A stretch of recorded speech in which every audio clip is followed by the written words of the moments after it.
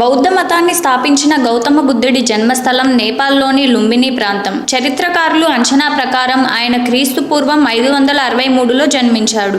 ఆయన తండ్రి శుద్ధోదనుడు, తల్లి మాయాదేవి. సకల సౌకర్యాలు కలిగిన విలాసవంతమైన రాజకుటుంబం వారిది. గౌతమ బుద్ధుడి తొలి పేరు సిద్ధార్థుడు. 15 ఏళ్ల వయసులో ఆయన యశోదను వివాహం చేసుకున్నాడు. ఆ దంపతులకు ఓ కుమారుడు పుట్టాడు. అతని పేరు రాహుల్. అతనికి బుద్ధుడు మార్షల్ ఆర్ట్స్ కూడా నేర్పించాడు. బుద్ధుడు తన 29వ ఏటనే తన కుటుంబాన్ని వదిలి ప్రపంచంలో ప్రజల కష్టాలకు కారణాలు కనుగొని వాటిని నివారించే సత్యాన్వేషణ కోసం సన్యాసం స్వీకరించాడు. కఠోర తపస్సు చేశాడు. ఆ తర్వాత సన్యాసం నిరర్ధకమని భావించి వదిలేశాడు. తర్వాత 35 ఏళ్ల వయసులో ధ్యానం ద్వారా ప్రపంచంలోని కష్టాలకు కారణాలు, పరిష్కార మార్గాలను అర్థం చేసుకునేందుకు ప్రయత్నించాడు. అలా ప్రస్తుత బీహార్లోని గయా ప్రాంతంలో ఓ చెట్టు కింద ధ్యానం చేస్తూ జ్ఞానోదయం పొందాడని చెబుతారు. ఆ ప్రాంతానికే బుద్ధగయ అనే పేరు వచ్చింది. తర్వాత దాదాపు 45 ఏళ్ల పాటు అనేక ప్రాంతాల్లో తన సత్య మార్గాన్ని, సిద్ధాంతాలను బోధించాడు.